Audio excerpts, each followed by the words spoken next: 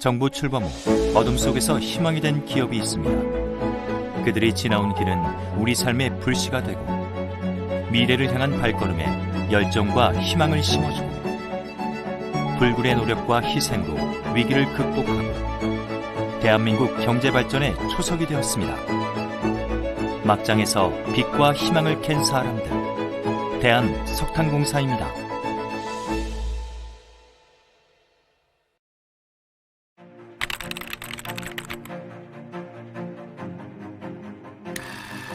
석탄공사 설립은 정부 출범 직후부터 추진된다. 북한의 송전 중단으로 병원에서는 촛불에 의지해 수술하고 석탄 부족으로 철도 운행이 중지되는 상황에서 국영기업체를 설립해 기술자를 양성하고 석탄 개발을 주도토록 하여 석탄의 자급자족과 경제 부흥을 실현한다는 계획이었다. 그 후 대한석탄공사법이 발의되고 어렵게 국회 심의를 통과하고 시행되면서 석탄공사 설립은 본격화된다. 순조롭게 진행되던 설립 준비는 6월 23일 정관이 승인나고 6월 26일 대통령 보고와 7월 1일 창립이 예정된 시점에서 북한의 기습 남침으로 중단된다. 전쟁으로 중단된 설립 사무는 9.28 수복 후 재추진되어 10월 30일 초대 여건이 임명되고 11월 1일 제1회 불입자본금이 납입됨으로써 완성된다. 당시 신문기사에 따르면 초대 여건들이 본사인 조선석탄배급회사 회의실에서 오후 2시에 제1차 총회를 개최했다고 전하고 있다.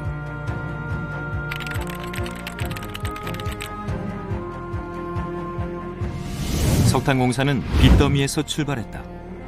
전쟁으로 막대한 피해를 입은 상황에서 복구와 생산을 병행하니 자금 부족으로 임금을 제때 지급하지 못하는 경우가 많았다.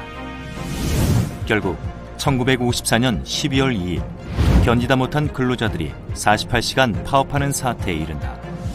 상황의 심각성을 인지한 이승만 대통령은 특별 담화를 발표 후 군 지원단을 파견했고 지원단은 트럭을 동원해 갱목 등 필수 자재를 수송하고 위문단을 구성해 순회 공연을 했다.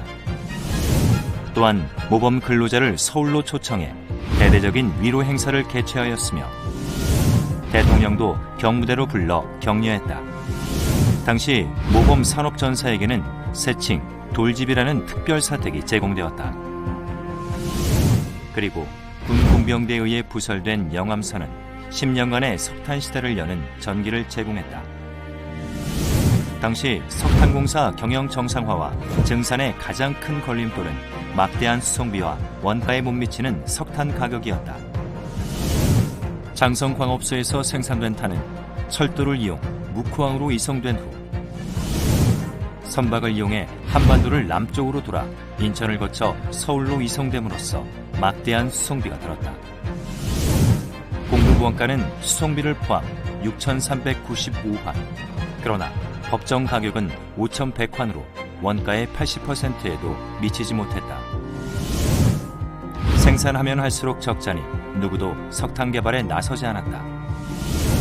그러나 영암선 개통으로 청량리까지 종전의 10분의 1인 333원에 이송되니 석탄공사 경영은 정상화되고 민간 개발도 활성화되었다.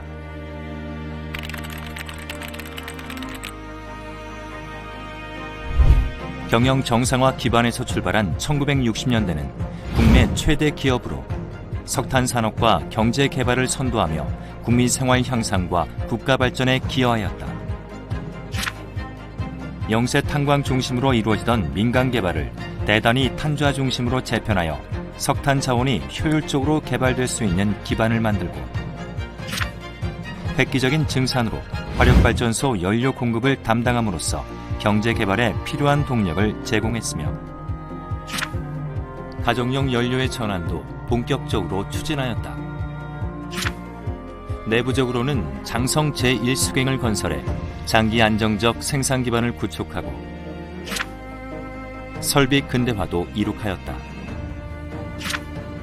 또한 국내 최대 전력 수요처로서 잉여 저질탄을 이용한 화력발전소 건립을 추진하였으며 이를 위한 독일 출장 중 서독 탄광협회와 근로자 파견에 대한 양해각서를 교환해 광부 파견의 길을 열었다.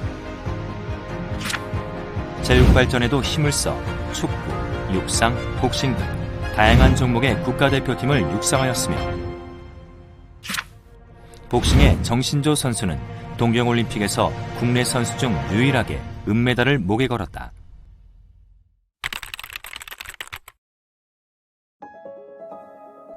영암성 개통 후 쇠퇴하던 석탄산업은 1966년 가을 성수기를 앞두고 발생한 연탄 파동으로 위기에 봉착한다. 산지로부터 공급이 원활하지 못해 서울을 포함한 소비지에서 연탄 품귀 현상이 발생한 것이다. 이에 정부는 연탄 수급 안정을 위해 긴급 수송 체계를 구축하는 한편 가정용을 제외하고 유리로 전환을 추진했다. 그에 따라 상공부 광무국 보일러가 유류 보일러로 교체되고 석공탄을 쓰던 당일리 발전소가 연료를 벙커 CU로 교체하였다. 바로 조유 종탄의 시작이었다. 석탄 시장 절반을 차지하던 산업용 축소로 수십 개 탄광이 문을 닫았다. 석탄공사도 영월을 포함한 적자 광산의 작업을 중단하였다. 그리고 이 불황은 70년대 초까지 지속되었다.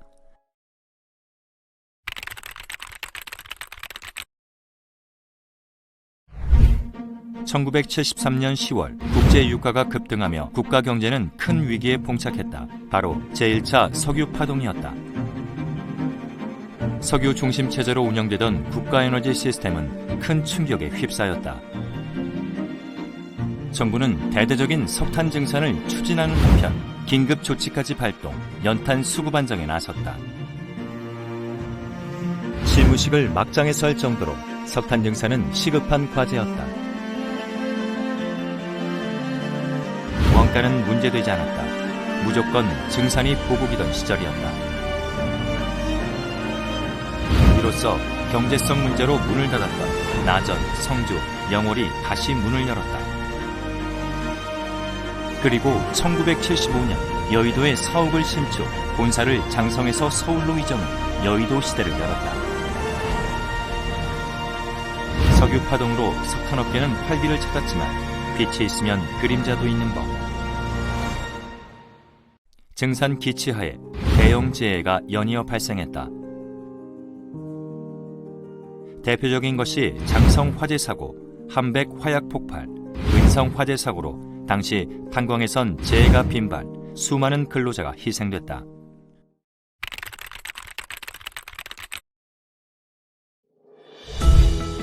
(1980년대는) 제2차 석유파동 영향권에서 출발했다. 급변하는 국제에너지 시장 환경에서 우리 연료 정책에도 변화가 찾아왔다. 바로 도시가스의 보급 확대였다. 민영 탄광이 속속 가스 산업으로 눈을 돌리는 상황에서 석탄공사는 석탄산업 마지막 보루로서 국민 연료인 연탄 수급 안정에 충실했다. 국내 생산만으로는 부족해 해외로부터 수입하고 장기 수급 안정을 위해 비축장을 조성해 잉여탄을 비축하였다. 뿐만 아니라 장성 제1수갱 연장과 석탄 운반 전용 제2수갱을 건설해 장기 안정적 생산 기반을 확립했고 광산 재해를 예방하기 위해 태백 훈련원을 건립해 탄광에 입사하는 모든 근로자에 대한 기초교육을 시행하였다.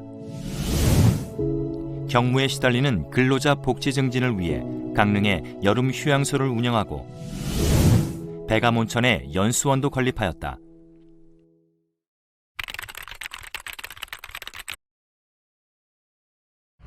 서울올림픽 이후 시행된 석탄산업 합리화 정책. 석탄산업에 대한 구조조정은 예상 밖으로 급속하게 진행됐다. 시행 1년 만에 130개 탄광이 문을 닫았고 6년 만에 전국 탄광의 97%에 해당하는 336개가 문을 닫았다. 석탄공사도 이 기간 중 영월, 나전, 성주, 화성이 문을 닫은 데 이어 1993년 함백광업소, 1994년엔 은성광업소가 개광 55년 만에 문을 닫았다.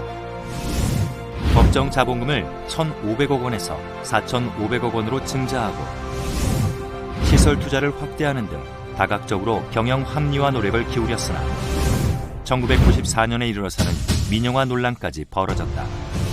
석탄산업 사양화에 따라 발전용 유연탄 공급과 해외 유연탄 개발, 석굴제 사업 등 경영 다각화를 모색하였으나 구조적 한계를 극복하기엔 역부족이었다.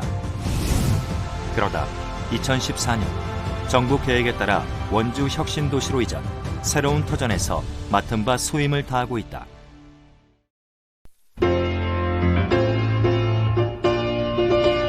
석탄공사는 70여 년 전 석탄 개발을 통해 국민 생활 향상과 국가 발전에 기여한다는 목적으로 설립되었다. 그동안 이를 위해 온갖 희생을 감수하면서 부여된 사명을 완수했다. 석탄 증산을 통해 경제 개발에 필요한 동력을 제공하고 장작에 의존하던 가정용 연료를 연탄으로 전환시켜 국민 생활 향상과 산림 녹화에 기여했다. 경제성 문제로 민간이 포기한 탄광은 이를 인수하여 개발하고 수송비 부담으로 민간이 기피한 원거리 연안 도시와 도서지방에 대한 공급은 항상 석탄공사 몫이었다. 그 결과 황무지나 다름없던 우리나라는 세계적으로 가장 빠른 시일 내 산림 녹화에 성공한 나라, 경제 도약에 성공한 나라가 되었다. 우리는 고난의 시대에 불타는 심장이었고 대한민국 성공의 든든한 디딤돌이었습니다. 이제는 희망과 열정의 불꽃을 피워준 석탄공사의 노력과 희생을 영원히 기억할 것입니다.